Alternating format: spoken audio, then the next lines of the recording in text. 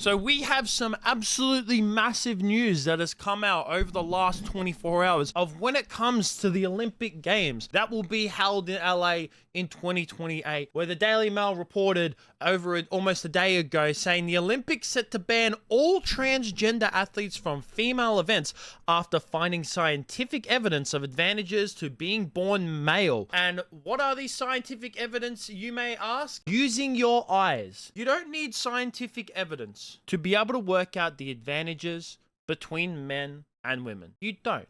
So, one, I am very glad that they went ahead and made this decision, because to be honest, we did see a lot of controversy come out of the past Olympics. First with a transgender weightlifter named Laurel Hubert. They were born male and went into female, and they managed to compete at the Olympic Games. And then there was also the controversy of when it came to two female boxers. That was probably the biggest overarching controversy that came out of the last Olympics. And this one is still like a bit scuffed, because when it comes to these two, like, no one really knows, okay? A lot of people are saying that they were born male, and then there's a lot of people are saying that they were born female, but they also were banned from like past competing, because when it came to them doing a certain test, it showed up that they both ended up having like XY chromosomes, which, I mean, that has to mean that they're male. Then there was people coming out saying that there was, you know,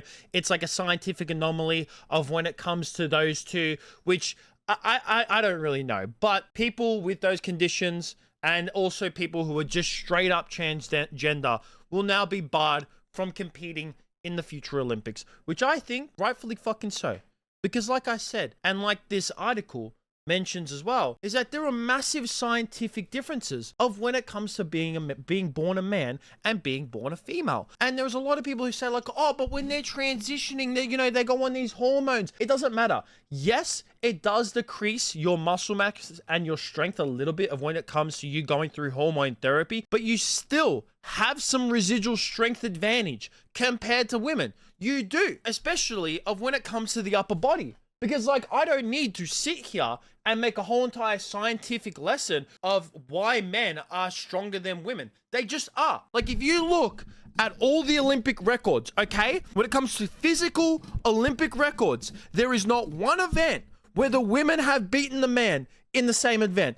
There isn't. The only ones that they have is discus throwing, because they use a lighter discus. Like, they have to use lighter weighted discus in order to, you know, do the sport and make it even. So what? Fucking equestrian, which, I mean, that's not even them. That's the horses doing the thing. And then apparently, like, ultra endurance events, like, women are starting to catch up to men because they have faster metabolism and stuff like that, right? But when it comes to all these physical events, when it comes to sprinting, weightlifting, swimming, high jump, long jump, boxing, everything. That is the reason why, for as long as we've had sports, as long as females have been in sports, there has been male sports and female sports, because men have a genetic advantage of when it comes to females. And I hate the argument of where a lot of these people who are trying to let these transgender people allow them to be in sports, they go, oh, but what about someone like Michael Phelps, right? He has a genetic anomaly, and Michael Phelps does. Michael Phelps's body is legitimately built for swimming. Like, this man was born to swim, but that itself is a genetic anomaly. That is an anomaly. That is something that he could not change. Okay, these people who are transitioning from men to women, it is not a genetic anomaly. It is a genetic advantage. So I think that whenever people make that argument, it's just stupid. It really is. And if anything, it hurts their argument even more. If you want to know how unfair it comes of like how much stronger men are compared to women, right? This right here is the Australian women's bench press records, okay? Because I'm from Australia, as you can tell by the flag in the background, is that I'm Aussie. And if we look at the open, or even the age group of 50 to 59, which is pretty impressive, 97 kilos, right? That's really good. Like, these are some pretty strong women, right? But these women, they've probably trained a lot. They've trained a lot, and they've specifically trained to do these kinds of lifts, right? Here's me pushing 3 plates. I don't train for strength.